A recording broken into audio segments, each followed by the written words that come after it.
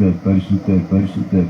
கோடான கோடி தேவ தூதர்கள் மத்தியில அப்பா பிதாவே, கர்த்தராகிய இயேசு கிறிஸ்துவே, பரிசுத்த ஆவியானவரே, அப்பா துதிக்கு பாத்திரராய் ஆண்டவரே ஸ்தோத்திரம் ஸ்தோத்திரம். வானத்திலும் பூமியிலும் சகல அதிகாரத்தை உடையவரே, அப்பா துதிகள் மத்தியிலே வாசம் பண்ணுகிறவரே, துதிகளின் மத்தியிலே ஆண்டவரே ஸ்தோத்திரம். அப்பா ஆண்டவரே புகழத்தக்கவரே உம்மை துதிக்கிறோம். அப்பா கோடான கோடி தேவ தூதர்கள் உம்மை துதிக்கும் போது பூமியிலே அப்பா ஸ்தோத்திரம் அற்பமான ஆண்டவரே அப்பிரோஜனமான அப்பா உமது பிள்ளைகளாக ஊழியக்காரர்களாக நாங்கள் உம்மை துதிக்கிறோம்.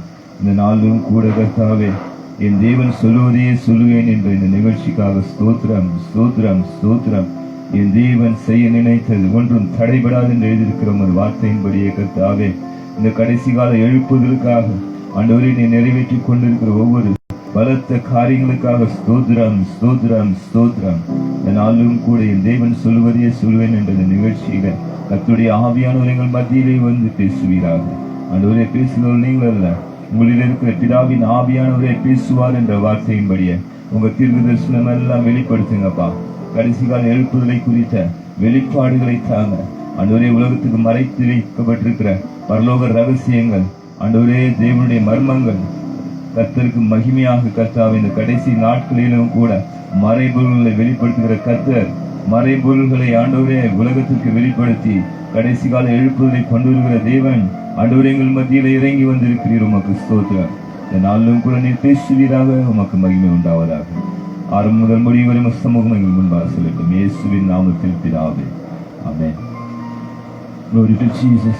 இந்த அருமையான நாளிலும் கூட ஆண்டவராகிய இயேசு கிறிஸ்துவின் நாமத்தில் பாலூர் என்ற கிராமத்தில் இருந்து ஆந்திர மாநிலம் பாலூர் என்ற சிறிய கிராமம், உலகத்துக்கு மறைக்கப்பட்டிருக்கிற ஒரு சிறிய கிராமம், கடைசி கால எழுப்புவதற்காக கர்த்தர் இங்கு ஒரு பலத்த கிரியை நடப்பித்துக் கொண்டிருக்கிறார். கர்த்தரை எதிர்த்து வந்த இந்த கிராமத்தில் 4 வருடங்களுக்கு முன்பாக ஆண்டவராகிய இயேசு கிறிஸ்து ஒரு சகோதரியை தொட்டு சுகப்படுத்தி இந்த கிராமத்திலே தம்முடைய ஊழியத்தை துவக்கினார். அவரே சிங்காசனம் போட்டு அமர்ந்திருந்து சகரியா தீர்க்கதரிசன புஸ்தகம் 6:13 படி இந்த சிறிய சபையிலே பரிசுத்த ஆவியானவராக சிங்காசனத்திலே இயேசு கிறிஸ்துவே அமர்ந்திருந்து இந்த ஊழியத்தை நிறைவேற்றி கொண்டிருக்கிறார். கடைசி கால எழுப்புதலின் பெரிய ரகசியமாக இருக்கிற வெளிப்படுத்தின சுவிசேஷம் 10ஆம் அதிகாரம் முதல் 1-2 வசனத்தில் எழுதப்பட்டிருக்கிறபடி அந்த பலமுள்ள வேறொரு தூதன் கையில் இருக்கிற அந்த சிறு புஸ்தகம் பூமியில வெளிப்படுத்த வேண்டிய காலம் வந்துவிட்டபடி நான் கர்த்தர் ஒரு சிறு கிராமத்தை தெரிந்து கொண்டு அப்பிரோஜனமான ஊழியக்காரர்களையும் முரட்டாட்டமுள்ள ஜனங்களையும் கீழ்படியாத இந்த கிராமத்து வாசிகளையும் கர்த்தர் தெரிந்து கொண்டு ரட்சித்து இந்த ஊழியத்தை கர்த்தரை நின்று செய்து கொண்டிருக்கிறார். இதை குறித்த அநேக ரகசியங்களை கடந்த 8 வாரங்களாக நாம் பார்த்து கொண்டு வருகிறோம்.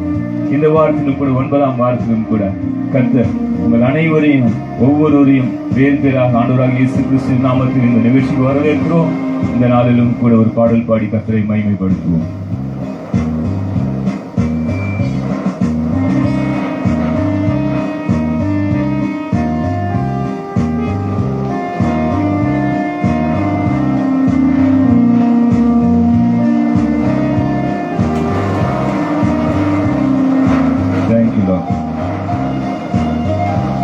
கர்த்தருக்கு மகிமை உண்டாவதாக. என் ஆண்டவராகிய இயேசு கிறிஸ்துவின் நாமம் மகிமைப்படுவதாக. உம் பாதம் பணிந்தேன் என்னாலும் துதியே, உம்மை அன்றி யாரை பாடுவேன். இயேசையா உங்கள் அன்பு உள்ளம் பொங்குதே. உம் பாதம் பணிந்தேன் என்னாலும் துதியே, உம்மை அன்றி யாரை பாடுவேன். இயேசையா உங்கள் அன்பு உள்ளம் பொங்குதே. இயேசையா உங்கள் அன்பு உள்ளம் பொங்குதே.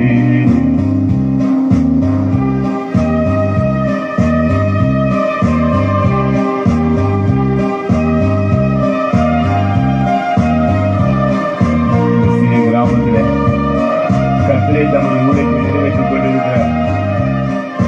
அப்போஸ்தலர் 2:17 நிறைவேற்றிக் கொண்டிருக்கிறார். தீர்க்கதரிசனத்தின் ஆவியினாலே பரிசுத்த ஆவியானவர் ஒவ்வொரு பிள்ளைகளையும் நிரப்பி எல்லா காரியங்களிலும் கர்த்தரே நின்று இந்த ஊழியத்தை நிறைவேற்றி பெரிய எழுப்புதலை கொண்டு வந்து கொண்டிருக்கிறார். கர்த்தருக்கு மகிமை உண்டாவதாக.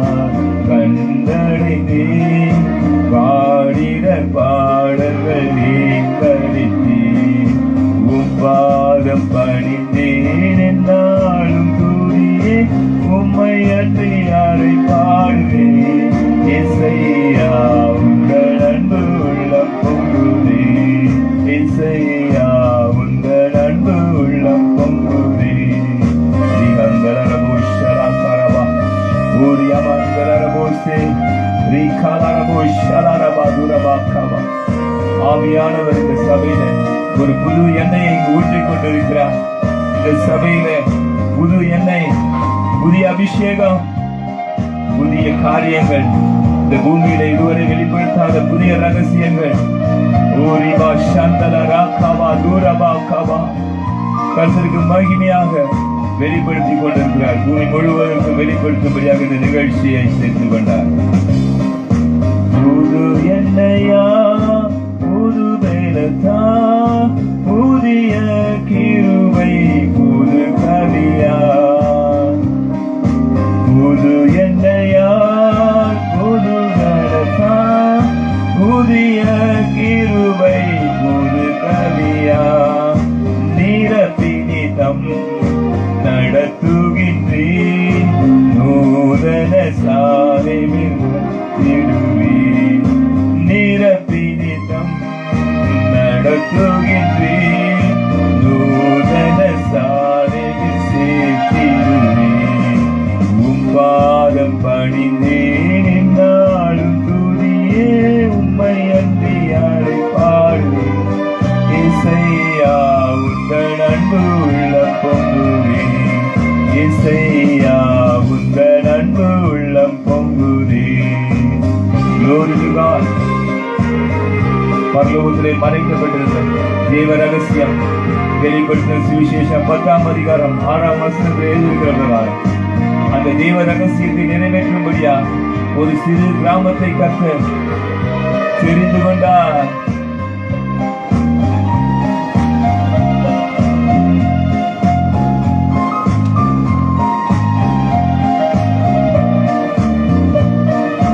Thank you, Jesus.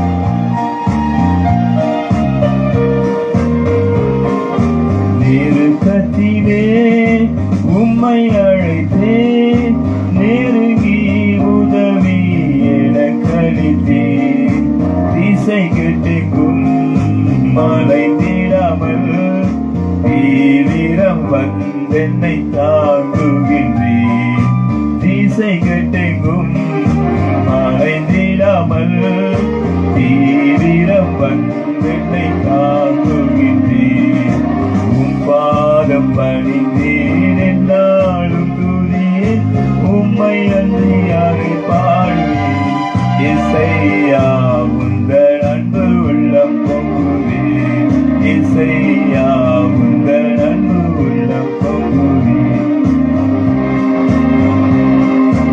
என் முன் செல்லும் சமூகம் எனக்கு அளிக்கும் இலை பாறுதல்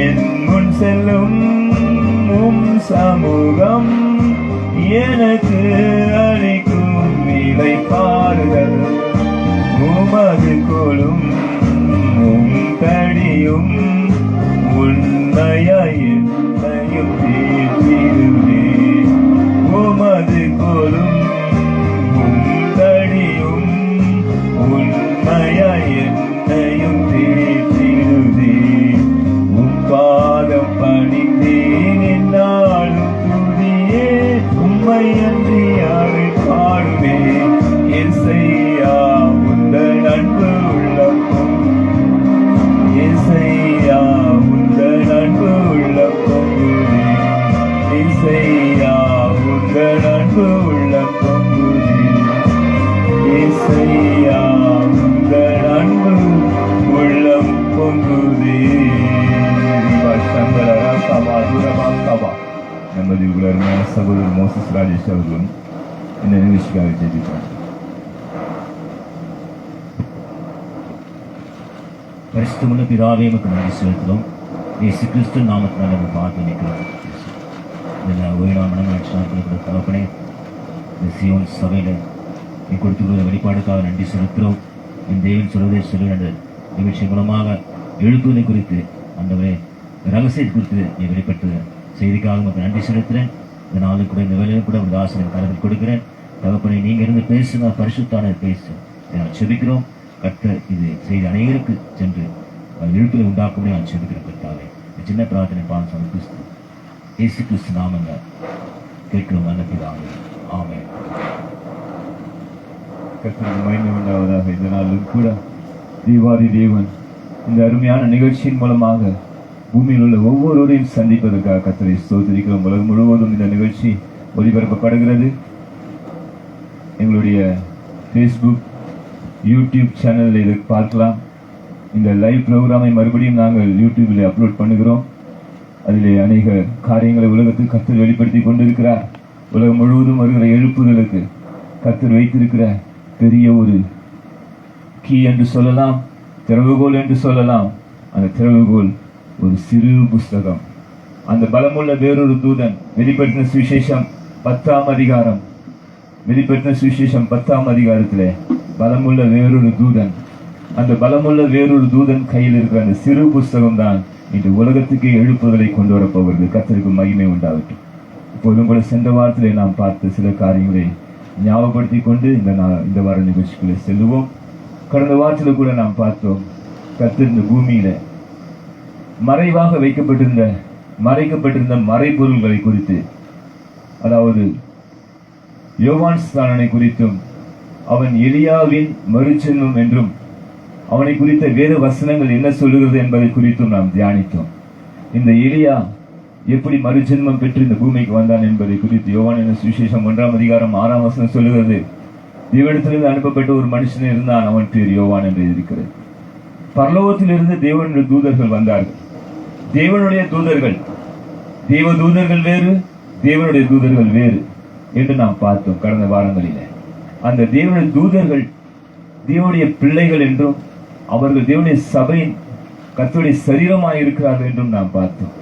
இந்த தேவனுடைய சரீரமாகிய சபையானது பரலோகத்துக்கு சென்று பரிசுத்தமுள்ள உலகத்தை ஜெயித்த பரிசுத்தவான்கள், ஜெயம் கொண்ட பரிசுத்தவான்கள், அவர்களை குறித்து பார்க்கும்போது மத்திய சுவிசேஷம் 19ஆம் அதிகாரத்தில் பார்க்கிறது போல வரம் பெற்ற அன்னகர்கள், இந்த வரம் பெற்ற அன்னகர்கள் தேவனுடைய ராஜ்யத்தின் நிமித்தம், அவர்கள் பரலோக ராஜ்யத்தின் நிமித்தம் அன்னகர்களாக்கி கொண்டு தங்களை குறித்து எதையும் மேன்மை பாராட்டாமல் கர்த்தருக்காக மாத்திரம் இந்த பூமியிலே ஊழியம் செய்து கர்த்தருடைய ராஜ்யத்தை வல்லமையாய் ஸ்தாபித்து வாலிபர்களாகவே தங்களுடைய வாழ்க்கையை முடித்து கர்த்தருடைய ராஜ்யத்தை நிறைவேற்றி பரலோகத்துக்கு வந்த அந்த வாலிபர்களுக்கு வெளிப்படுத்தின சுவிசேஷம் 14:4 ஸ்ரீகளாலே கழைப்படாதவர்களை கர்த்தர் மறு ஜென்மம் கொடுத்து இந்த பூமிக்கு அனுப்பினார் என்ற பெரிய ரகசியத்தை கர்த்தர் வெளிப்படுத்தினார். ஹல்லேலூயா, கர்த்தருக்கு மகிமை உண்டாவதா. இந்த காரியத்தை குறித்து சென்ற வாரங்களை பார்த்து முக்கியமாக 7ஆம் வாரத்திலே 7ஆம் எபிசோட்ல இது குறித்து விவரமாக நாம் தியானித்தோம். ஆவியானவர் நம்மோடு அநேக காரியங்களை பேசினார். அப்படியாக கடந்த வாரத்திலும் கூட நாம் பார்க்கும்போது பரிசுத்த புஸ்தகத்தில் என்னென்ன ரகசியங்கள் இருக்கிறது, அதில் அநேக ரகசியங்கள் உண்டு. அதுல ஒரு ரகசியம் தான் இந்த தேவனுடைய தூதர்களை குறித்த ரகசியம். இந்த தேவனுடைய தூதர்கள் எவ்வளவு முக்கியமான ஊழியத்தை கர்த்தருக்காக செய்தார்கள் என்பதையும், தேவனுடைய பயங்கரமான பெரிய திட்டங்களை நிறைவேற்றும்படியாக பரலோகத்திலிருந்து இவர்கள் அனுப்பப்பட்டார்கள் என்றும், இவர்கள் மறுஜென்மம் கொடுக்கப்பட்ட மனிதர்கள் என்பதும், நம்மை போல பாடுள்ளவர்கள் தான் இந்த பூமியிலே கர்த்தருக்காக வாழ்ந்து பரிசுத்தமாய் வாழ்ந்து பரலோகத்து சென்ற வாலிபர்கள் என்றும், இந்த வாலிபர்களை கர்த்தர் பரலோகத்தில் வைத்துக் கொள்ளாமல் இந்த பூமியிலே தம்முடைய ராஜ்யத்தை ஸ்தாபிக்கும்படியாக அழிந்து கொண்டிருக்கிற ஆத்மாக்களுக்காக மறுஜென்மம் கொடுத்து அவர்களை அனுப்பினார் என்ற ரகசியத்தையும் கர்த்தர் நம்மோடு பேசினார். அதற்கு சாட்சியாக தான் யோவான் ஸ்நானனை குறித்து கர்த்தர் வெளிப்படுத்தினார். அப்படியாக இதனாலும் கூட இந்த யோவான் ஸ்நானனோடு காரியங்களை நாம் தியானிக்கும் போது அநேக ரகசியங்களை இதனாலும் கூட கர்த்தர் நமக்கு வெளிப்படுத்த போகிறார். அதை நாம் பார்க்கும்போது மத்திய சுவிசேஷம் எடுத்துக்கொள்வோம். மத்திய சுவிசேஷம் 17ஆம் அதிகாரத்திலே 1 முதல் 5 வசனங்கள் வரை நாம் வாசிப்போம். 6 நாளைக்கு பின்பு இயேசு பேதுருவையும் யாக்கோபையும் அவருடைய சகோதரனாகிய யோவானையும் அவருடைய சகோதரனாகிய யோவானையும் கூட்டிக் கொண்டு தனித்திருக்கும்படி உயர்ந்த மலையின் மேல் போய் அவர்களுக்கு முன்பாக அவர்களுக்கு முன்பாக மறுரூபமானார். அவர் முகம் சூரியனைப் போல பிரகாசித்தது. அவர் முகம் சூரியனைப் போல பிரகாசித்தது. அவர் வஸ்திரம் வெளிச்சத்தைப் போல வெண்மையாயிற்று. அவர் வஸ்திரம் வெளிச்சத்தைப் போல வெண்மையாயிற்று. அப்பொழுது மோசேயும் எலியாவும் அவரோடு பேசுகிறவர்களாக அவர்களுக்கு காணப்பட்டார்கள். அப்போது பேதுரு இயேசுவை நோக்கி ஆண்டவரே, நாம் இங்கே இருக்கிறது நல்லது. உமக்கு சித்தமானால் இங்கே உமக்கு ஒரு கூடாரமும், மோசேக்கு ஒரு கூடாரமும், எலியாவுக்கு ஒரு கூடாரமும், 3 கூடாரங்களை நாம் போடுவோம் என்றான். அவன் பேசுகையில் இதோ ஒளியுள்ள ஒரு மேகம் அவர்கள் மேல் நிழலிட்டது. இவர் என்னுடைய நேசகுமாரன், இவரில் பிரியமாயிருக்கிறேன், இவருக்கு செவி கொடுங்கள் என்று அந்த மேகத்திலிருந்து ஒரு சத்தம் உண்டாயிற்று. அல்லேலூயா. கர்த்தருக்கு மகிமை உண்டாவதா. கர்த்தர் மறுரூபமான இந்த நிகழ்ச்சி அனைவருக்கும் அறிந்த ஒன்று. அநேக முறை நாம் தியானித்திருப்போம். கர்த்தருடைய பிள்ளைகளாகிய நம் வாழ்க்கையில கர்த்தர் மறைத்து வைத்திருக்கிற அநேக ரகசியங்கள் உண்டு. அதிலே முக்கியமான ரகசியம் பரலோகத்திலிருந்து அனுப்பப்பட்ட தேவனுடைய தூதர்கள். தேவதூதர்களை குறித்து நாம் அனைவரும் அறிந்த ஒன்றுதான். தேவதூதர்கள் கர்த்தருடைய செய்திகளை கொண்டு வந்து பூமியில் இருக்கிற மனுஷர்களுக்கு கொடுப்பார்கள். அவர்களுக்கு சொன்ன வேலை செய்துவிட்டு மறுபடியும் பரலோகம் போய்விடுவார்கள். லூக்கா சுவிசேஷத்தை 1ஆம் அதிகாரத்தில் நாம் பார்த்தோம், 2ஆம் அதிகாரத்தில் பார்த்தோம். ஆனால் தேவனுடைய தூதர்கள் என்பவர்கள் மனுஷர்கள், தேவனாலே அனுப்பப்பட்ட மனுஷர்கள். அல்லேலூயா. பூமியிலே நம்மை போல பாடுள்ள மனுஷர்களாய் பூமியிலே பிறந்து இந்த உலகத்திலே வாழ்ந்து ஒரு கர்த்தர் குறித்திருக்கிற காலத்திலே அவர்கள் ரட்சிக்கப்பட்டு அவர்கள் இந்த பூமியிலே கர்த்தருடைய சித்தத்தை செய்யும்படியாக, அதாவது இயற்கைக்கு அப்பாற்பட்ட நிகழ்ச்சிகளை தேவனுடைய ராஜ்யத்திலே நிகழ்த்தும்படியாக, மனிதர்களாலே கூடாத காரியத்தை தேவனை செய்யும்படியாக இந்த தேவ தூதர்கள் மூலமாக, தேவனுடைய தூதர்கள் மூலமாக கர்த்தர் ஊழியத்தை நிறைவேற்றினார். தேவனுடைய தூதர்கள் இந்த பூமியிலே வந்து சில முக்கியமான காரியங்களை நிகழ்த்தினார்கள். அதிலே ஒன்றுதான் யோவான் ஸ்நானன் பூமிக்கு வந்து ஆண்டவராக இயேசு கிறிஸ்துவுக்கு ஞானஸ்நானம் கொடுத்த நிகழ்ச்சி.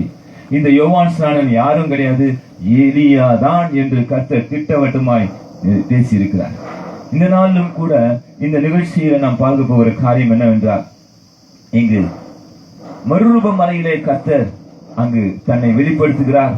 அங்கு பார்க்கும்போது 2ஆம் வசனம் பார்க்கிறோம், அவர்கள் முன்பாக மறுரூபமானார், அவர் முகம் சூரியனை போல பிரகாசித்தது. ஹல்லேலூயா. கர்த்தருக்கு மகிமை உண்டாவதா. கர்த்தருடைய முகம் ஒரு மறுரூபமாகிறது. கர்த்தர் அங்கு மறுரூபமாகிறார். ஆண்டவராக இயேசு கிறிஸ்து இந்த பூமியில சரீரத்திலே இருந்தார். ஆனால் அந்த மறுரூப மலையிலே அவர் சரீரம் இல்லை, அவர் மறுரூபமானார். ஹல்லேலூயா. ஒரு தேவனுடைய தூதனை போல அங்கு வந்திருக்கிற அந்த தேவனுடைய தூதர்கள் மத்தியிலே அங்கு யார் யாரை சந்தித்தார் என்று பார்க்கும்போது எலியாவையும் மோசேயையும் சந்தித்தார் என்று எழுதப்பட்டிருக்கிறது. ஹல்லேலூயா. அங்கு அவர்கள் சொல்லுகிறார்கள், மோசேயும் எலியாவும் அவரோடு பேசுபவர்களாக அவர்களுக்கு காணப்பட்டார்கள் என்று எழுதியிருக்கிறது. ஹல்லேலூயா. 3ஆம் வசனத்திலே பார்க்கிறோம். இந்த தேவனுடைய தூதர்கள் ஊழியம் என்ன என்று பார்க்கும்போது தேவனுடைய முக்கியமான வேலைகளை, அதாவது இயற்கைக்கு அப்பாற்பட்ட காரியங்களை தேவனுடைய ராஜ்யத்திலே நிகழ்த்தும்படியாக, தேவனுடைய சித்தத்தை பூமியிலே தேவனுடைய ராஜ்யத்தில் நிகழ்த்தும்படியாக, சில முக்கியமான வேலைகளை நிகழ்த்தும்படியாக கர்த்தர் இவர்களை பூமிக்கு அனுப்பினார். ஹல்லேலூயா. பூமியிலே இவர்கள் வந்து ஒரு சாதாரண மனிதர்களை போலதான் இருந்தார்கள். ஆனால் இவர்களுக்குள்ளே இருந்த வல்லமையோ மிகவும் பெரியது. ஹல்லேலூயா. அது பரலோகத்தின் வல்லமையாய் இருந்தது, கர்த்தராகிய தேவனுடைய வல்லமையாய் இருந்தது. தேவனாகிய கர்த்தர் இவர்களுக்குள் இருந்து பலத்த கிரிகளை நிறைவேற்றினார். இங்கு கூட பார்க்கும்போது கர்த்தர் இதை இன்னும் தெளிவாக இந்த அதிகாரத்திலே பேசுகிறார். இங்கு வாசிக்கும் போது நாம் பார்க்கிறோம், இந்த எலியாவை குறித்து இங்கு சீஷர்கள் பார்க்கிறார்கள்.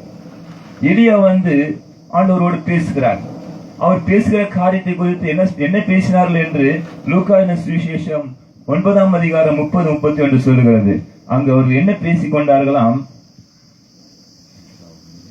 லூக்கா 9:30-31.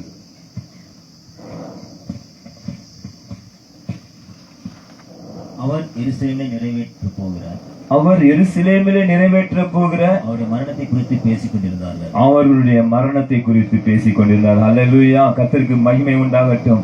அன்றியும் 30ஆம் வசனத்தை வாசிக்கிறோம். மோசே எலியா என்னும் 2 பேர் மகிமையோடு காணப்பட்டு அவரோடு கூட சம்பாஷணை பண்ணி அவர் எருசலேமிலே நிறைவேற்ற போகிற அவருடைய மரணத்தை குறித்து பேசிக் கொண்டிருந்தார்கள். அல்லேலூயா. இயேசு கிறிஸ்துவின் மரணத்தை குறித்து பேசினார். தேவனுடைய ராஜ்யத்தின் மிகப்பெரிய எழுப்புதல் இயேசு கிறிஸ்துவின் மரணத்தில் இருந்தது. அல்லேலூயா. கர்த்தருடைய மரணம், இயேசு கிறிஸ்துவின் பலி இந்த உலகத்திற்கு மிகவும் முக்கியமான ஒன்றாக இருந்தது. இந்த பூமியில மனுஷர்கள் எல்லோரும் ரட்சிக்கப்படும்படியாக கர்த்தர் தம்முடைய சரீரத்தை பூமியில தம்முடைய ரத்தத்தையும் தம்முடைய சரீரத்தையும் பலியாக அர்ப்பணித்தார். கிருபாதார பலியானார். அதை குறித்து அவர்கள் பேசிக் கொண்டிருந்தார்களாம். தேவனுடைய தூதர்களுடைய முக்கியமான ஊழியம் என்னவென்றால் ஆண்டவராக இயேசு கிறிஸ்துவோடு இணைந்து தேவனுடைய ராஜ்யத்தை ஸ்தாபிப்பதுதான். ஹல்லேலூயா. தேவன் செய்ய நினைத்ததை இவர்கள் மூலமாக 100% பூமியில செய்து முடித்தார். ஹல்லேலூயா. தேவனுக்கு மகிமை உண்டாவதாக. ஏனெனில் கர்த்தர் சொன்னார், இந்த தீர்க்கதரிசன காரியங்களை குறித்து பேசும்போது இது பரிசுத்த புஸ்தகத்திலே அந்த பலமுள்ள வேறொரு தூதன் வெளிப்படுத்தின சுவிசேஷம் 10ஆம் அதிகாரம் முதல் 2 வசனத்தில் எழுதப்பட்டிருக்கிறது. 10ஆம் அதிகாரம் முழுவதும் முத்திரை போடப்பட்டிருக்கிறது. 10ஆம் அதிகாரத்திலே அந்த வெளிப்படுத்தின சுவிசேஷம் 10ஆம் அதிகாரத்தில் இருக்கிற அந்த முத்திரை போடப்பட்ட 7 இடிகள் சொன்ன காரியங்களை கர்த்தர் இந்த பூமியில வெளிப்படுத்த ஆரம்பித்தார். கர்த்தர் சொன்னார், சீக்கிரத்திலே இங்கு வாலிபர்கள் மூலமாக தீர்க்க தரிசனமாக பேசும்போது கர்த்தர் சொன்னார், போன மாதம் என்று நினைக்கிறேன், கர்த்தர் தீர்க்கதரிசனமாக பேசும்போது சீக்கிரத்திலே இந்த ரகசியங்களாம் பூமியில வெளிப்படுத்த போகிறேன் என்று சொன்னார். அப்படியே கர்த்தர் வெளிப்படுத்த ஆரம்பித்தார். அதிலே ஒன்றுதான் தேவனுடைய தூதர்களுடைய ரகசியம். இங்கு நாம் பார்க்கும்போது கர்த்தர் அங்கு அவர்களுக்கு வெளிப்படுத்துகிற காரியம், மோசேயும் எலியாவும் என்ன பேசிக் கொண்டிருந்தார்கள் என்றால் ஆண்டவராக இயேசு கிறிஸ்துவின் மரணத்தை குறித்தும் அவர் நிறைவேற்ற போகிற காரியத்தை குறித்து பேசினார்கள். இவர்கள் இந்த அளவுக்கு பேச வேண்டிய ஒரு காரியம் ஏனெனில் இவர்கள் தேவனுடைய தூதர்கள். அல்லேலூயா. கர்த்தருக்கு மகிமை உண்டாகட்டும். இவர்கள் மறுஜென்மம் பெற்று பூமிக்கு வந்த தேவனுடைய தூதர்கள் என்பதனால் தேவன் அவர்களோடு ஆண்டவராக இயேசு கிறிஸ்து அவர்களோடு சம்பாஷித்தார் என்று வாசிக்கிறோம். இதை குறித்து நாம் மேலும் பார்க்கும்போது மத்தேயு சுவிசேஷம் 17ஆம் அதிகாரம் வாசிக்கும் போது இந்த எலியாவை குறித்து கர்த்தர் சொல்கிறார். பாருங்கள், அங்கு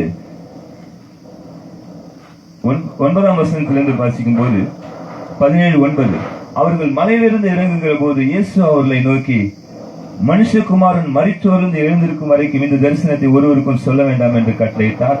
அப்பொழுது அவருடைய சீஷர்கள் அவரை நோக்கி, அப்படியானால் எலியா முந்தி வர வேண்டும் என்று வேதபாரகர்கள் சொல்லுகிறார்களே, அது எப்படி என்று கேட்டார்கள். அல்லேலூயா. சீஷர்கள் இப்போது மறுரூப மலையிலே எலியாவை பார்த்தார்கள். அவர்கள் பார்த்துவிட்டு இங்கு இறங்கி வரும்போது இயேசுவை கேட்கிறார், எலியா முந்தி வர வேண்டும் என்று வேதபாரகர்கள் சொல்லுகிறார்கள் ஆண்டவரே, இது எப்படி நடக்கும் என்று கேட்கும் போது அங்கு ஆண்டவர் பேசுகிற காரியத்தை நாம் பார்க்கிறோம். 11ஆம் வசனத்திலே இயேசு அவர்களுக்கு பிரதித்திரமாக, எலியா முந்தி வந்து எல்லாவற்றையும் சீர்படுத்துவது மெய்தான், ஆனாலும் எலியா வந்தாயிற்று என்று உங்களுக்கு சொல்லுகிறேன் என்றார். ஹல்லேலூயா. கர்த்தருக்கு மகிமை உண்டாவதாக. தேவனுடைய தூதர்களாக தேவனுடைய ராஜ்யத்தை ஸ்தாபிக்கும்படியாக இந்த எலியா வந்தான். இதை குறித்தான் 7ஆம் எபிசோட நாம் தியானித்தோம். எலியா எப்படி பூமிக்கு வந்தான் என்றும் அவனுடைய ஊழியம் என்ன என்பதையும் குறித்தும் அவன் எப்படி தேவனுக்கு சாட்சியா இருந்தான் என்பதை குறித்தும் சென்ற வாரங்களில் தியானித்தோம். இந்த வாரத்தில் கூட இன்னும் கன்ஃபார்ம் பண்ணுகிற ஒரு காரியம் என்னவென்றால், எலியா முந்தி வந்து எல்லாவற்றையும் சீர்படுத்துவது மெய்தான், ஆனாலும் எலியா வந்தாயிற்று என்று உங்களுக்கு சொல்லுகிறேன். அவனை அறியாமல் தங்கள் இஷ்டப்படி அவனை செய்தார்கள். இவ்விதமாய் மனுஷகுமாரனும் அவர்களால் பாடுபடுவார் என்றார். 13ஆம் வசனத்தை வாசிக்கிறோம். அவர் யோவான் ஸ்நானனை குறித்து தங்களுக்கு சொன்னார் என்று சீஷர்கள் அறிந்து கொண்டார்கள். அல்லேலூயா. ஆண்டவராக இயேசு கிறிஸ்து யோவான் ஸ்நானனை குறித்து சொல்கிறார். எலியா வந்தாயிற்று, வந்து எனக்கு வழி ஆயத்தப்படுத்தினான், எனக்கு பாதைகளை செவை பண்ணினான், எனக்கு ஞானஸ்நானம் கொடுத்தான். அவன் எல்லா ஊழியத்தையும் செய்துவிட்டு பரலோகத்துக்கு போயிட்டான். அவன் தேவனுடைய தூதன் என்று கர்த்தர் மறைமுகமாக, அப்போது இந்த ரகசியம் மறைக்கப்பட்டிருந்ததுனால இதை குறித்து கர்த்தர் மறைவாகவே பேசினார். ஹல்லேலூயா. இங்கு மறுரூப மலையிலே கூட பார்க்கிறோம். மறுரூப மலையிலே அங்கு 3 பேர் இருந்தார்கள் சீஷர்கள். அவர்கள் பேதுரு, யாக்கோபு, யோவான். இந்த 3 பேரும் அங்கு கர்த்தர் மறுரூபமான உடனே அவர்களுக்கு என்ன பேசினார்கள், அவர்கள் என்ன பேசுகிறோம் என்று தெரியாமல் ஒரு ரகசியத்தை அங்கு வெளிப்படுத்துகிறார்கள் பார்க்கிறோம். அங்கு 4ஆம் வசனம் வாசிக்கும் போது, அப்போது பேதுரு இயேசுவை நோக்கி, ஆண்டவரே, நாம் இங்கே இருக்கிறது நல்லது. உமக்கு சித்தமானால் இங்கே உமக்கு ஒரு கூடாரமும் மோசேக்கு ஒரு கூடாரமும் எலியாவுக்கு ஒரு கூடாரமாக 3 கூடாரங்களை போடுவோம். 3 கூடாரங்களை போட்டு இங்கு ஊழியம் செய்வோம் என்று பேதுரு தீர்க்கதரிசனமாக பேசுகிறார். ஹல்லேலூயா. கர்த்தருக்கு மகிமை உண்டாவதாக. என்ன கூடாரம்? என்ன கூடாரம்? பூமியிலே அவர்கள் சரீரமாகிய கூடாரத்தை குறித்து பேசினார்கள். அல்லேலூயா. ஆவியானவர் அவர்கள் வாயிலே போட்டது அவர்கள் தேவனுடைய தூதர்களாக வந்து பூமியில ஊழியம் செய்த காரியத்தை குறித்து இந்த பூமிக்குரிய கூடாரம் என்று அப்போஸ்தலனாகிய பவுல் கூறுகிறார். ஒரு இடத்துல கூட இந்த பூமிக்குரிய கூடாரம் நான் அழிந்து போனாலும் பரவாயில்லை என்று அப்போஸ்தலனாகிய பவுல் சொல்லுகிறது போல இவர்கள் கூடாரத்தை குறித்து பேசுகிறார். ஆவியானவர்கள் வாயிலே போட்டது ஒரு கூடாரம். எந்த கூடாரம்? ஒவ்வொருத்தருக்கும் ஒரு கூடாரம் என்று சொல்லுகிறார்கள். அதாவது எலியாவுக்கு ஒரு கூடாரமாம், மோசேக்கு ஒரு கூடாரமாம், ஆண்டவராக இயேசு கிறிஸ்துக்கு ஒரு கூடாரம். பூமியில மறுபடியும் கூடாரம் போட்டு இவர்களை ஊழியத்துக்கு வைங்க ஆண்டவர் என்று சொல்லி பேசுகிறார். கர்த்தருக்கு மகிமை உண்டாது. இதை கர்த்தர் நிறைவேற்றினார். ஹல்லேலூயா. கர்த்தர் பரலோகத்திலிருந்து தேவனுடைய தூதர்களை அனுப்பினார். எலியா ஸ்ரீகளாலே கரைப்படாதவன், பரிசுத்தமாய் பூமியிலே வாழ்ந்தவன், தேவனுக்காக அக்னியாய் ஊழியம் செய்தவன். இந்த அக்னி ஊழியக்காரன் மறுபடியும் பூமிக்கு வந்து எலியா யோவான் ஸ்நானனாக வந்தான் என்று இப்போது நாம் வாசித்தோம். இதுதான் கர்த்தர் மறுபடியும் கன்ஃபார்ம் பண்ணுகிறார். ஆனாலும் எலியா வந்தாயிற்று. 12ஆம் வசனத்தை பார்க்கிறோம். மத்திய 17:12 எலியா மறுபடியும் வந்தாயிற்று. எலியா வந்தாயிற்று. மறுபடியும் எலியா வந்தான். அவன் மறுஜென்மம் பெற்று வந்தான். எலியாதான் யோவான் ஸ்நானனாக வந்தான். இந்த பூமியிலே கர்த்தர் ஒரு சாதாரண மனிதர்களே நான் ஞானஸ்தானம் பெறவில்லை என்று கர்த்தர் சொன்னார். இங்கு வாலிபர்கள் மூலமாக கர்த்தர் தீர்க்கதரிசனமாக பேசி இந்த பரிசுத்த புஸ்தகத்தை குறித்து அநேக ரகசியங்களை வெளிப்படுத்தும் போது ஒரு நாள் கேட்டார், நான் ஞானஸ்தானம் எடுக்கும்படியாக இந்த பூமியில யாரை ஏற்படுத்தி கொண்டேன் உனக்கு தெரியுமா என்று கேட்டார். ஆண்டவரே சொல்லும் அடியேன் கேட்டு கர்த்தர் சொன்னார், பரலோகத்திலிருந்து சுழல் காட்டிலே இடத்துல வந்த அந்த எலியாவை தான் மறுஜென்மம் கொடுத்து பூமியிலே யோவான் ஸ்நானன் என்ற பெயரிலே நான் பூமிக்கு அனுப்பினேன். வேறு வசனங்களை எடுத்து தியானித்துப்பார். நான் இங்க எல்லாவற்றையும் வெளிப்படுத்தி இருக்கிறேன். எலியா வந்தான் என்று நான் சொல்லியிருக்கிறேன். எப்படி வந்திருக்க முடியும்? வேறொரு சரீரம் எடுத்து யோவான் ஸ்நானன் என்ற கூடாரத்தை போட்டு அவனுக்கு எலியாவின் ஆவியும் எலியாவின் பலத்தையும் கொடுத்து இந்த பூமியில எனக்கு ஞானஸ்தானம் கொடுக்கும்படியாக, எனக்கு வழியை ஆயத்தப்படுத்தும்படியாக, எனக்கு சாட்சியாக என்னுடைய பரலோக தேவனுடைய தூதனாக அவனை அனுப்பினேன் என்று கர்த்தர் சொன்னார். ஹல்லேலூயா. கர்த்தருக்கு மகிமை உண்டாவதாக. இந்த நிகழ்ச்சியின் மூலமாக பூமிக்கு கர்த்தர் வெளிப்படுத்துகிற ஒரு காரணம், பரலோக ராஜ்யம் தேவனுடைய கரத்தில் இருக்கிறது. பரலோக ராஜ்யம் தேவனே ஸ்தாபிக்கிறார். சகலத்தையும் பரலோக ராஜ்யத்துல சகல ரகசியங்களும் தேவனுக்கே உரியது. எல்லாவற்றையும் கர்த்தர் அதன் காலத்திலே நேர்த்தியாய் செய்கிறார் என்று எழுதியிருக்கிறபடி இந்த கடைசி காலத்திலும் கூட பரலோக ராஜ்யத்தின் ரகசியங்களை, மறைபொருள்களை கர்த்தர் பூமிக்கு வெளிப்படுத்த ஆரம்பித்து விட்டார். ஏனெனில் ஆண்டோடைய வருகை அதிசீக்கிரமாய் இருக்கிறது. ஆண்டவராகிய இயேசு கிறிஸ்து அதிசீக்கிரத்தில் வரப்போகிறார்.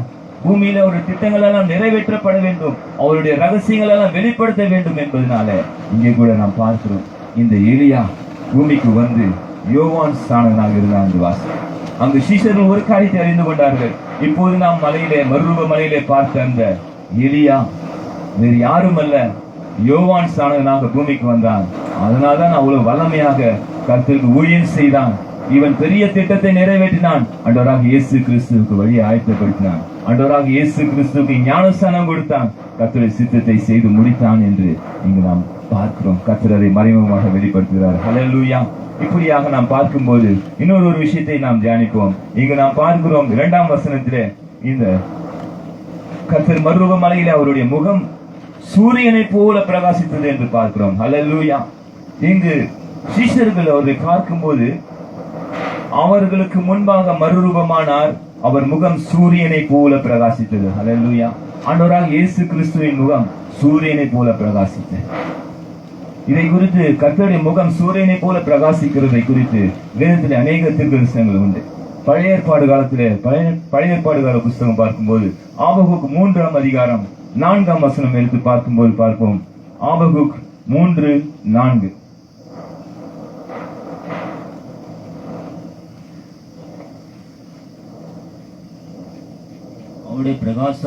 அவருடைய பிரகாசம் சூரியனை போல இருந்தது. அவருடைய பிரகாசம் சூரியனை போல இருந்தது. ஹல்லேலூயா. கர்த்தருக்கு மகிமை உண்டாவதாக. அவருடைய கரத்திலிருந்து கிரணங்கள் வீசின. அவருடைய கரத்திலிருந்து கிரணங்கள் வீசின. சூரியனிலிருந்து எப்படி கிரணங்கள் வீசுகிறதோ அவருடைய கரத்திலிருந்து கிரணங்கள், அங்கே அவருடைய பராக்கிரமம் மறைந்திருந்தது. அவருடைய பராக்கிரமம் மறைந்திருந்தது. ஹல்லேலூயா. ஆண்டவருக்கு மகிமை உண்டாவதாக. இயேசு கிறிஸ்து மறுரூபமான போது அங்கு சீஷர்கள் பார்த்த காரியம், அவர் முகம் சூரியனை போல பிரகாசித்தது. அவர் வஸ்திரம் வெளிச்சத்தை போல வெண்மையாயிற்று. இதை குறித்து இன்னும் மார்க் எழுதின சுவிசேஷம் 9ஆம் அதிகாரத்தில் கூட இதே காரியங்கள் எழுதப்பட்டிருக்கிறது. இங்கு நாம் பார்க்கும்போது ஒரு காரியம் நமக்கு வெளிப்படுத்தப்படுகிறது. என்னவென்றால் அவருடைய முகம் சூரியனை போல பிரகாசித்தது. அங்கு ஆபகுக்குள்ள கூட வாசிக்கும் போது நாம் மறுபடியும் அதை வாசிப்போமானால் ஆபகுக்கு 3ஆம் அதிகாரம் 4ஆம் வசனம், அவருடைய பிரகாசம் சூரியனை போல இருந்தது. கர்த்தருடைய பிரகாசம் எப்படி இருந்ததாம்? பழைய ஏற்பாடு பரிசுத்த தீர்க்கதரிசி சொல்லுகிறார், அவருடைய முகம் சூரியனை போல பிரகாசித்தது. அவருடைய சாயலை சூரியனை போல இருந்தது என்று எழுதுகிறார். ஹல்லேலூயா. அவருடைய பிரகாசம் சூரியனை போல இருந்தது. அவருடைய கரத்திலிருந்து கிரணங்கள் வீசின. ஹல்லேலூயா. அங்கே அவருடைய பராக்கிரமம் மறைந்தது. கர்த்தர் தம்முடைய பராக்கிரமத்தை மறைத்து வைத்திருந்தார். அவர் முகம் சூரியனை போல இருந்ததை அநேக முறை அவருடைய பரிசுத்தவான்களுக்கு வெளிப்படுத்தி இருக்கிறார். இங்கே கூட நாம் பார்க்கிறோம், அந்த 3 கர்த்தருக்கு பிரியமான சீஷர்கள் யோவான், பேதுரு, யாக்கோபு, யோவான் 3 பேரும் அங்கு மறுரூப மலையிலே இயேசுவை எப்படி பார்த்தார்களாம்? அவர் முகம் சூரியனை போல பிரகாசித்தது என்று இருக்கிறார். அப்படியாக நாம் பார்க்கும்போது இன்னும் அப்போஸ்தலனாகிய யோவான் வெளிப்படுத்தின சுவிசேஷத்தில் எழுதுகிறார். 1ஆம் அதிகாரம் 16ஆம் வசனம் எடுத்துக்கொள்வோமானால், வெளிப்படுத்தின சுவிசேஷம் 1ஆம் அதிகாரம் 16ஆம் வசனம் வாசிப்போம். 1:16.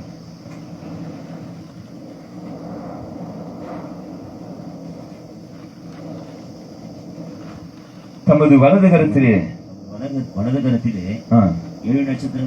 7 நட்சத்திரங்களை ஏந்தி கொண்டிருந்தார். அவர் வாயிலிருந்து இருபுறமும் கருக்குள்ள பட்டயம் புறப்பட்டது. அவருடைய முகம் வல்லமையாய் பிரகாசிக்கிற சூரியனை போல இருந்தது. ஹல்லேலூயா. கர்த்தருக்கு மகிமை உண்டாகட்டும். ஆண்டவராகிய இயேசு கிறிஸ்துவின் முகம் வல்லமையாய் பிரகாசிக்கிற சூரியனை போல இருந்தது.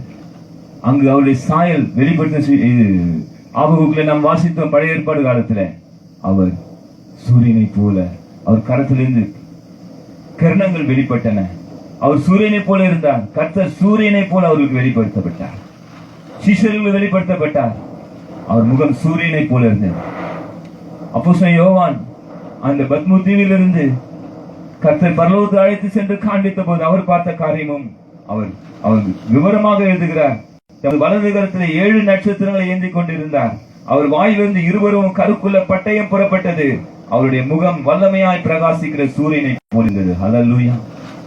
சூரியனை போல பிரகாசித்த முகம் யாருடைய முகம் அல்ல, ஆண்டவராகிய இயேசு கிறிஸ்துவின் முகம். ஹல்லேலூயா. கர்த்தருக்கு மகிமை உண்டாவதாக. கடைசியாக இந்த வசனத்தை பார்க்கும். வெளிப்படுத்தின சுவிசேஷம் 10ஆம் அதிகாரத்தில் வாசிக்கும் போது இதே காரியம் எழுதப்பட்டிருக்கிறது. ஹல்லேலூயா. கர்த்தருக்கு மகிமை உண்டாவதாக. 10ஆம் அதிகாரம் 1 வசனத்தில் வாசிக்கிறோம். பின்பு பலமுள்ள வேறொரு தூதன் வானத்திலிருந்து இறங்கி வர கண்டேன். மேகம் அவனை சூழ்ந்திருந்தது. அவருடைய சிரசின் மேல் வானவில் இருந்தது. அவருடைய முகம் சூரியனை போல இருந்தது. அவருடைய கால்கள் அக்கினி ஸ்தம்பங்களை போல இருந்தது. இங்கும் பார்க்கும்போது முகம் சூரியனை போல இருந்தது. ஹல்லேலூயா. இயேசு கிறிஸ்துவை காண்பிக்கிறது. கடைசி கால எழுப்புதலுக்காக ஆண்டவராகிய இயேசு கிறிஸ்துவின் முகம் சூரியனை போல பிரகாசிக்க போகிறது. அல்லேலூயா. இந்த பூமியில கர்த்தர் ஒரு மறுஜென்ம காரியத்தை நிறைவேற்ற போகிறார். ஹல்லேலூயா. கடைசி கால எழுப்புதலுக்காக கர்த்தர் மறுஜென்ம ரகசியத்தை இந்த சிறிய சபையிலிருந்து, இந்த சிறிய ஊழியத்திலே ஆண்டவராகிய இயேசு கிறிஸ்துவை சிங்காசனம் போட்டு அமர்ந்திருந்து இந்த ஊழியத்தை செய்து கொண்டிருக்கிறார். இந்த கடைசி கால எழுப்புதலுக்காக இந்த சிறு புஸ்தகமாகிய வெளிப்படுத்தின சுவிசேஷம் 10ஆம் அதிகாரம் 2ஆம் வசனத்தில் எழுதப்பட்டிருக்கிறது போல அந்த பலமுள்ள வேறொரு தூதன் கையில் இருக்கிற அந்த சிறு புஸ்தகத்தில் எழுதப்பட்டிருக்கிற அநேக ரகசியங்களை இந்த சிறிய சபையிலிருந்து கர்த்தர் வெளிப்படுத்தி கொண்டிருக்கிறார். அவர் முகம் சூரியனை போல இருந்தது. அவன் முகம் சூரியனை போல இருந்தது. யாரை குறிக்கிறது? இது யாரை காட்டுகிறது? இதுவரை நாம் தியானித்தது போல இது ஆண்டவராகிய இயேசு கிறிஸ்து தான். ஹல்லேலூயா. இந்த பலமுள்ள வேறொரு தூதன் ஆண்டவராகிய இயேசு கிறிஸ்துவே. கர்த்தர் பூமிக்கு இந்த ரகசியங்களாம் வெளிப்படுத்த போகிறார் சீக்கிரத்தில். இந்த பலமுள்ள தேவன், இந்த பலமுள்ள தூதன், பலமுள்ள தேவனாகிய ஆண்டவராகிய இயேசு கிறிஸ்து வானத்திலிருந்து இறங்கி வரப்போகிறார். ஹல்லேலூயா. கர்த்தருக்கு மகிமை உண்டாவதாக. எல்லாமே வெளிப்படுத்தப்பட்டிருக்கிறது. இதெல்லாம் ரகசியமாக முத்திரை போடப்பட்டிருந்த காரியங்களை இந்த கடைசி கால எழுப்புதலுக்காக கர்த்தர் இந்த சிறிய சபையிலிருந்து வெளிப்படுத்துகிறார். ஒரு நாட்டில் இன்னும் அநேக ரகசியங்களை வெளிப்படுத்த போகிறார். முதலாவது நாம் பார்த்தது போல முதலாவது சாட்சியாக யோவான் ஸ்நானன் இருக்கிறான். மறுஜென்மம் உண்டு என்பதற்கு யோவான் ஸ்நானன் சாட்சி கொடுக்கிறான். வேத வசனங்கள் சாட்சி கொடுக்கிறது. யோவான் ஸ்நானனை குறித்து கர்த்தர் சாட்சி கொடுக்கிறார். இப்போது நாம் வாசித்தது போல மத்திய சுவிசேஷம் 17ஆம் அதிகாரத்தில் அங்கு நாம் மறுபடியும் அந்த வசனத்தை வாசிக்கும் போது எலியா முந்தி வந்து எல்லாவற்றையும் சீர்படுத்துவது மெய்தான், ஆனாலும் எலியா வந்தாயிற்று என்றார். எலியா மறுஜன்மம் எடுத்து வந்தான். பூமிக்கு யோவான் ஸ்நானனாக வந்து கர்த்தருடைய ராஜ்யத்தை ஸ்தாபித்தான். ஆண்டவராக இயேசு கிறிஸ்துவுக்கு வழியை ஆயத்தப்படுத்தினான். கர்த்தருக்கு என்று சாட்சியாய் இருந்தான். அவருக்காக பலியானான். கர்த்தர் அவர் சொல்கிறார், நான் சிறுகவும் அவர் பெருகவும் வேண்டும் என்று யோவான் தன் வாழ்க்கையை முடித்தார். கர்த்தருக்கு மகிமை உண்டாவதாக. தூதருடைய ரகசியம் மிகவும் பெரியது. தூதர்களும் நானும் ஒன்றாய் இருக்கிறோம் என்று கர்த்தர் சொல்லியிருக்கிறார். நானும் தூதர்களும் ஒன்றாக ஊழியம் செய்திருக்கிறோம். என்னுடைய தூதர்களை முன்பாக அனுப்பி அந்த இடத்திலே நானே இறங்கி வந்து என்னுடைய ஊழியத்தை நிறைவேற்றியிருக்கிறேன். பூமியில இதுவரை நடந்த எழுப்புதல் எல்லாவற்றுக்கும் காரணம் என்னுடைய தூதர்களே என்ற கர்த்தர் பெரிய ரகசியத்தை வெளிப்படுத்தினார்.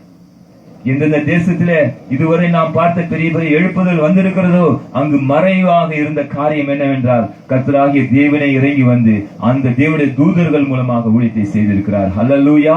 கர்த்தருக்கு மகிமை உண்டாவதாக. தேவனுடைய ராஜ்யம் முழுவதும் தேவனாலேயே ஸ்தாபிக்கப்பட்டிருக்கிறது. ஆதியாகமம் முதல் வெளிப்படுத்தின சுவிசேஷம் வரை தேவனுடைய ராஜ்யம் ஸ்தாபிக்கப்படுவதற்கு மூல காரணமாக இருந்தவர் தேவனாகிய கர்த்தர் மாத்திரமே. அவரே பூமிக்கு பல ரூபமாக வந்து தேவனுடைய தூதர்களாக வந்து பரிசுத்த ஆவியானவராக கர்த்தராக ஆண்டவராக இயேசு கிறிஸ்துவாக வந்து தேவனுடைய ராஜ்யத்தை ஸ்தாபித்து இருக்கிறார். ஹல்லேலூயா! இது ஒரு பெரிய மகிமையின் ரகசியம். இந்த கடைசி காலத்திலே கர்த்தர் இது வெளிப்படுத்தி கொண்டிருக்கிறார். தேவனுக்கு மகிமை உண்டாவதாக.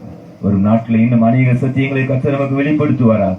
இந்த தேவனுடைய தூதர்கள் ரகசியம் ஒரு நாட்டிலே இன்னும் விரிவாக கர்த்தர் நமக்கு வெளிப்படுத்த போகிறார். தேவனுடைய தூதர்களுடைய வாழ்க்கையில கர்த்தர் எப்படி கிரியை செய்தார் என்றும் அவர்கள் எப்படி மனுஷர்கள் சாதாரண நம்மை போல பாடுள்ள மனுஷர்களாய் இருந்தும் அவர்கள் பூமியிலே ஜெயம் கொண்ட பரிசுத்தவான்களாய் பரலோகத்துக்கு ஏறி சென்று மறுபடியும் மறுஜென்மம் பெற்றுக்கொண்டு பூமிக்கு இறங்கி வந்து தேவனுடைய ராஜ்யத்தை ஸ்தாபித்து தேவனுக்காக வாழ்ந்து கர்த்தருக்காக எரிந்தார்கள் என்பதையும் கர்த்தருக்காக சத்தியங்களை வெளிப்படுத்தி ரகசியங்களை வெளிப்படுத்தி உலகத்திலே பெரிய பெரிய எழுப்புதலை கொண்டு வந்தார்கள் என்பதையும் ஒரு நாட்டிலே கர்த்தர் நமக்கு வெளிப்படுத்த போகிறார். நாளும் கூட சிறு ஜெபித்து நாம் முடிப்போம். இந்த நாளும் செய்திக்காக கர்த்தரை ஸ்தோத்திரிப்போம். கர்த்தருக்கு மகிமை உண்டாவதாக. பரிசுத்தமுள்ள பிதாவே, இந்த அருமையான நாளும் கூட கர்த்தர் ஒப்பு கொடுக்கிறோம். இந்த நாள் சத்தியத்தை எல்லாம் கர்த்தர் ஆண்டவரே உமது பாதப்படியில ஆவியானவர் ஒப்பு கொடுத்து ஆவியானவரே பேசி இந்த நாளும் கூட அநேக ரகசியங்களை வெளிப்படுத்தினேன். ஒவ்வொரு வார்த்தையும் கர்த்தருடைய வார்த்தைகள் எல்லாமே வேதத்தில் எழுதப்பட்டிருக்கிறது. ஆண்டவரே ஸ்தோத்திரமாப்பா. அன்று பேதுரு மறுரூபம் மலையிலே 3 கூடாரம் போடுவோம் ஆண்டவர் என்றார். அந்த 3 கூடாரம் பூமியில கர்த்தருடைய ஊழியத்தை செய்யும்படியாக மோசே, தாவே, எலியா, ஆண்டவரே, ஆண்டவராகிய இயேசு, ஆண்டவரே நீங்க எல்லாரும் வந்து இந்த பூமியில மறுஜென்மத்தின் ஊழியத்தை நிறைவேற்றி இருக்கிறீங்கப்பா. ஒரு நாட்கள் இது குறித்து அநேக ரகசியங்களை வெளிப்படுத்த போறீங்க. ஆண்டவரே உமது பரிசுத்த புஸ்தகம், பரலோக புஸ்தகம் பூமிக்கு ஒரு பெரிய பொக்கிஷம் அப்பா. கடைசி கால வேதாகமம் என்று கர்த்தர் சொல்லுகிறீர். கடைசி கால ஏற்பாடு என்று சொல்லுகிறீர். கடைசி ஏற்பாடு என்று அதை குறித்து பேர் வைத்திருக்கிறீரப்பா. உமக்கு மகிமை உண்டாகட்டும். அந்த பலமுள்ள வேறொரு தூதன் வெளிப்படுத்தின சுவிசேஷம் 10ஆம் அதிகாரத்திலே பலமுள்ள வேறொரு தூதன் கையில் இருக்கிற அந்த சிறு புஸ்தகம் பூமி அனைத்திற்கும் எழுப்புதலை கொண்டு வரப்போகிறது.